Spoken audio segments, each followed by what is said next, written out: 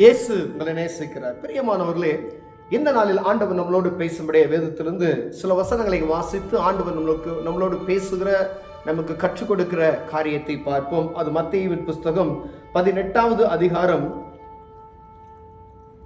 20வது வசனத்திலிருந்து நான் வாசித்து ஆண்டவருடைய வார்த்தையை கேட்போம்.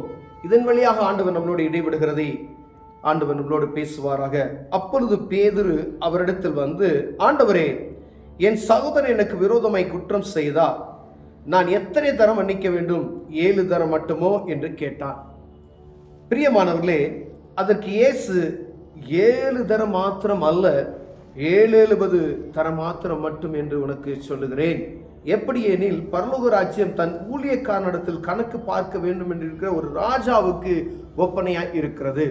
ஆண்டவர் பேதுரு கேட்ட ஒரு கேள்வி பாருங்க, என் சகோதரன் குற்றம் செய்தால் அவனுக்கு நான் எத்தனை தடவை மன்னிக்க வேண்டும் என்று அவர் கேட்கிறார். ஆனால் ஆண்டவர் உண்மையாக பரலோக ராஜ்யம் இந்த ஒரு கணக்கு பார்க்கிற ஒரு மனிதனுக்கு ஒப்பாக, ஒரு ராஜாவுக்கு, ஒரு பெரிய ஒரு எஜமானனுக்கு ஒப்பாக சொல்லப்பட்டு இருக்கிறதை அங்கு அவர்களுக்கு விவரித்து சொல்லுகிறதை பார்க்க முடிகிறது. பிரியமானவர்களே, அநேக நேரங்களில் ஆண்டவராகிய இயேசு கிறிஸ்துவின் இரத்தம் சகல பாவங்களை நீக்கி நம்மை சுத்திகரிக்கும் என்ற அந்த வசனத்தை நாம் ஏற்றுக்கொண்டவர்களாகிய நாம் மற்றவர்களுக்கு மன்னிப்பதை குறித்து கொஞ்சம் வேணும் கவலையற்று இருக்கிறோம் என்பதற்காக ஆண்டவர் இப்படிப்பட்ட வசனங்களை எழுதி வைத்திருக்கிறார். அவர்கள் கேட்கிற கேள்வி, எத்தனை தடவை என் சகோதரனுக்கு மன்னிக்கணும், எத்தனை தடவை நம்ம சகோதரனை மன்னிக்கிறவர்களாக இருக்கிறோம் என்பது தெரியாது. ஒருவேளை கூட பிறந்த சகோதரனை மாத்திரம் சகோதரன் என்று சொல்லப்படவில்லை, ஒவ்வொருவரையும், இந்த பூமியில் இருக்கிற ஒவ்வொருவரும் பிறனை நினைக்கக்கூடிய எல்லாருமே கூட பிறந்த சகோதரர்கள் போலதான் இருக்கிறார்கள். பிரியமானவர்களே, ஒருவேளை ஏன் கூட பிறந்த சகோதரனை மட்டும் நான் மன்னித்து விட்டு மற்றவர்களுக்கு நான் கிருபையை அளிக்காது, ஒருவேளை அவர்களுக்கு இறங்காது இருப்பேன், ஆனால் அது ஆண்டவர் நமக்கு கணக்கு கேட்கிறவராய் இருப்பார். பிரியமானவர்களே, அதுதான் சொல்றார் ஆண்டவர். மற்றவன் என் சகோதரர்கள், என்னை சேர்ந்தவர்கள், அவர்கள்லாம் சகோதரர்கள். ஒருவேளை நம்ம நினைப்போம் கூட பிறந்தவனுக்கு தான் மன்னிக்கணும் அப்படி. எல்லாருமே நம் குடும்பத்தில் இருக்கிறவர்களுக்கு நாம் கொஞ்சம் என்ன செய்வோம், எப்பயுமே லகுவாய் இருப்போம். ஆனால் ஆண்டவர் இங்கு சொல்லப்படுகிற அந்த வார்த்தை, பேதுரு கேட்ட வார்த்தையினுடைய காரியம் எல்லா சகோதரர்களையும் சேர்த்து சொல்லப்படுகிறது. பிரியமானவர்களே, அவன் கணக்கு பார்க்க தொடங்கின போது ஆண்டவர் சொல்றார், எப்படி எனில், பரலோக ராஜ்யம் தன் ஊழியக்காரன் கணக்கு ஒப்புவிக்க வேண்டும் என்கிற ஒரு ராஜாவுக்கு ஒப்பையாக இருக்கிறது. அவன் கணக்கு பார்க்க தொடங்கின போது 10,000 தாலந்து கடன்பட்டவன் ஒருவனை அவனுக்கு முன்பாக கொண்டு வந்தார்கள். கடனை தீர்க்க அவனுக்கு நிர்வாகம் இல்லாதபடியால் அவனுடைய ஆண்டவன் அவனையும் அவன் பெண்ஜாதி பிள்ளைகளையும் அவனுக்கு உண்டான எல்லாவற்றையும் விற்று கடனை தீர்க்கும்படி கட்டளையிட்டான். அப்பொழுது அந்த ஊழியக்காரன் தாழ விழுந்து வணங்கி, ஆண்டவனே, என்னிடத்தில் பொறுமையாயிரும், எல்லாவற்றையும் உமக்கு கொடுத்து தீர்க்கிறேன் என்றான். அந்த ஊழியக்காரனுடைய ஆண்டவன் மனதிறங்கி அவனை விடுதலை பண்ணி கடனையும் அவனுக்கு மன்னித்து விட்டான். பாருங்க, அவன் சாஸ்தாங்கமா ரெக்யூஸ்தா அந்த எஜமானன்ட்ட கீழே விழுந்து, ஆண்டவனே, நான் எல்லாத்தையும் கொடுத்து தீர்த்து விடுகிறேன், என்னை மன்னியும், எனக்கு உதவி செய்யும் என்று சொல்லி கேட்ட உடனே அந்த உலகப்புறமான ஒரு மனிதனை குறித்து ஆண்டவர் சொல்லுகிறார், அவன் எல்லாவற்றையும் என்ன செஞ்சான், நீ கடனை கொடுக்க வேணாம், போ, மன்னிச்சு விட்டுனே அப்படின்னு சொல்லி அவனை விடுதலை செய்து, எல்லாம் பொண்டாட்டி புள்ள எல்லாம் உனக்கு உண்டான எல்லாவற்றையும் நீ விற்று கடனை தீர்க்க வேண்டும் என்று ஒரு கட்டளை பிறப்பிக்கிறது. ஆனால் அவன் பணிந்து கேட்டுக்கொண்டது நிமித்தமாக முழு கடனையும் அவனுக்கு தள்ளுபடி அங்கு செய்கிறதை பார்க்க முடிகிறது. பிரியமானவர்களே, அந்த ஊழியக்காரனுடைய ஆண்டவன் மனதிறங்கி அவனை விடுதலை பண்ணி கடனையும் அவனுக்கு மன்னித்து விட்டான். அப்படி இருக்க அந்த ஊழியக்காரன் புறப்பட்டு போகையில் தன்னிடத்தில் 100 வெள்ளிப்பணம் கடன் பட்டு இருந்தவனாகிய ஒரு தன் உடன் வேலைக்காரனிடத்தில் ஒருவனை கண்டு அவனை பிடித்து தொண்டையை நெருத்து, நீ பட்ட கடனை எனக்கு கொடுத்து தீர்க்க வேண்டும் என்றான். அப்பொழுது அவனுடைய உடன் வேலைக்காரன் அவன் காலிலே விழுந்து, என்னிடத்தில் பொறுமையாயிரும், எல்லாவற்றையும் உமக்கு கொடுத்து தீர்க்கிறேன் என்று அவனை வேண்டிக் கொண்டான்.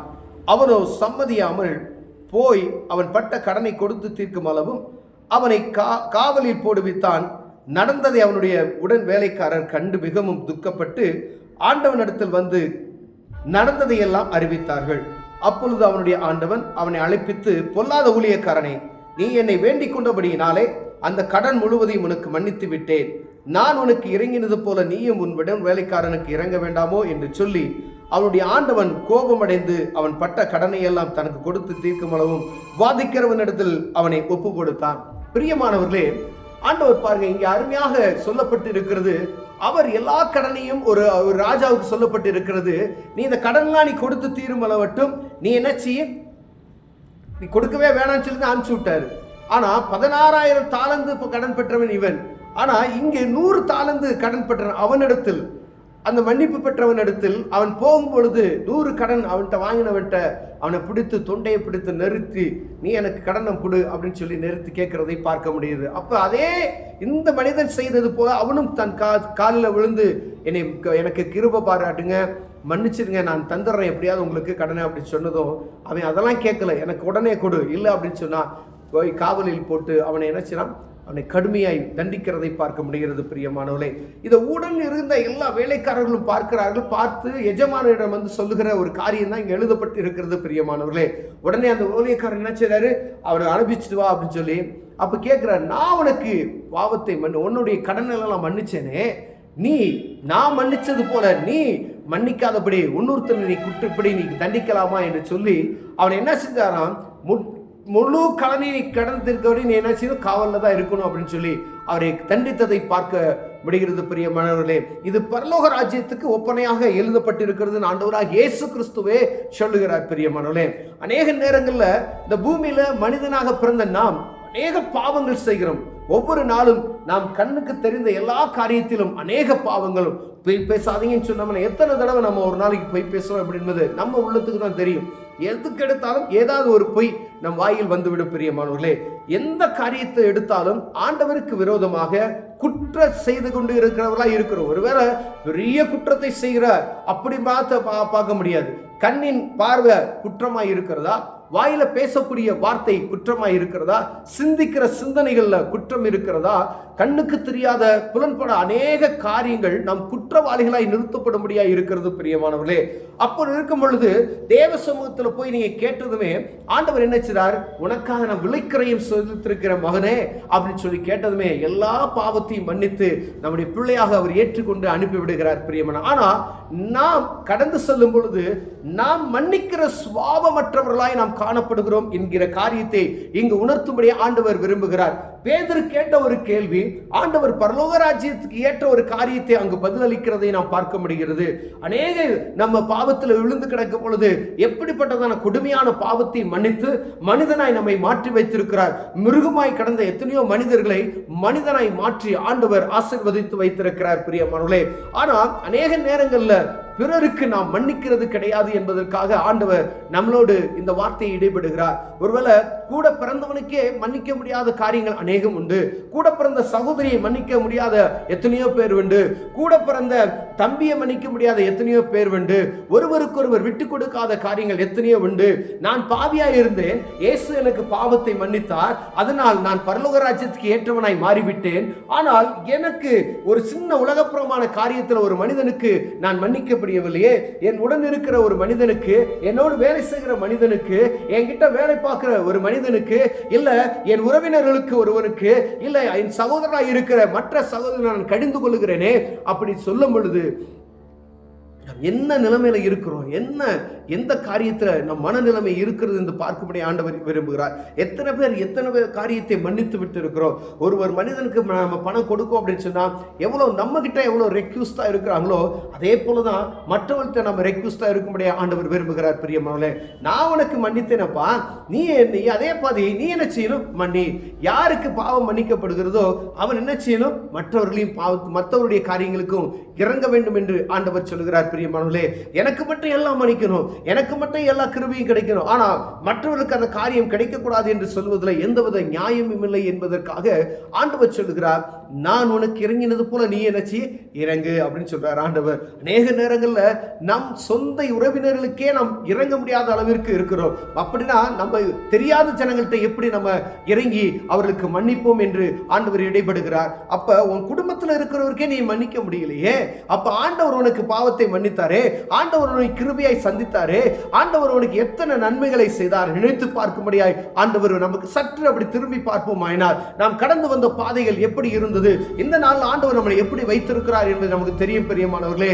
அப்பொழுது நம் மற்றவருக்கு உதவி செய்வதற்கு உங்களால் இயன்றதை நீங்க செய்யும்படியாய், உங்களுக்கு இயன்ற பாவங்க மற்றவர்களுக்கு இறங்கும்படியாய், எந்த காரியத்தை அவர்களுக்கு விட்டுக் கொடுக்க முடியுமோ அந்த காரியத்தை நீங்க விட்டுக் கொடுக்கும்படியாய் அழைக்கப்படுகிறோம் பிரியமானவர்களே. ஏன்னா பரலோக ராஜ்யம் அப்படிப்பட்டவர்களுடைய இருக்கிறது என்று ஆண்டவர் சொல்லுகிறார். நீ மனமிறங்கி தாழ்மையாய் நீயும் அந்த காரியத்தை செய்வையானால் அந்த பரலோக ராஜ்யத்துக்கு ஏற்ற மனிதனாய் மாறுவாய் என்று சொல்லப்படுகிறது பிரியமானவர்களே. ஏன்னா பரலோக ராஜ்யத்துக்கு உள்ளே நுழைவதற்கு அநேக காரியங்கள் ஊமையங்களாக ஆண்டவர் சொல்லி இருக்கிறார். நாம் ஒவ்வொன்றையும் பார்த்து கொண்டு வருகிறோம். அதுல இது ஒரு காரியம், நீ மற்றவனுக்கு மன்னி. உனக்கு நான் மன்னிச்சேன், நீ மற்றவனுக்கு மன்னி. எத்தனை பேருக்கு மன்னிக்கிற? கடலாட சாக வரைக்கும் நான் அவனை சந்திக்க மாட்டேன் என்று சொல்லுகிற எத்தனையோ பேர் இருக்கிறார்களே. அப்படிப்பட்ட இருதயம் படைத்தவர்களை தான் ஆண்டவர் உங்களோடு பேசிக்கொண்டு இருக்கிறார். ஒருவேளை அப்படிப்பட்ட சூழ்நிலைகளில் நீ இருப்பினானால் ஆண்டவர் சமூகத்தில் உடனே போய் ஜெபம் பண்ணி குறிப்பிட்ட மனிதனுக்கு நீங்க மன்னிப்பை அருளும்படி ஆண்டவர் விரும்புகிறார். சமாதானம் ஆகும்படி ஆண்டவர் விரும்புகிறார் பிரியமானவர்களே. ஏன்னா ஆண்டவர் உங்களை மன்னித்தார். அந்த பரலோக ராஜ்யத்துக்கு இதுவும் ஒரு தடையா இருக்கிறது என்பதை ஆண்டவர் உங்களோடு பேசுகிறார். யார்கிட்ட மன்னிக்க முடியலையோ, யார்கிட்ட ஒப்புரவு ஆக முடியலையோ அவங்ககிட்ட போய் நீங்க ஒப்புரவு ஆகுங்க. ஆண்டவர் உங்களுக்கு கிருபையாய் ஆசீர்வதிப்பார். கண்களை மூடுவோம், ஜெபிப்போம். அன்பின் தகப்பனே, ஆண்டவரே, நீர் எங்களுக்கு மன்னித்து நீர் எங்களுக்கு இறங்கினீர் ஐயா. அதே போல நாங்களும் மற்றவர்களுக்கு மன்னிக்க எங்களுக்கு கிருபை பாராட்டுவீராக நான் ஜெபிக்கிறோம். மற்றவர்களுக்கு மன்னிக்காதபடி மீண்டுமாய் தண்டனைக்குள்ளாகாதபடி எங்களை தப்புவித்து காத்தருளுவீராக. இயேசுவின் நாமத்தில் பிதாவே, ஆமென்.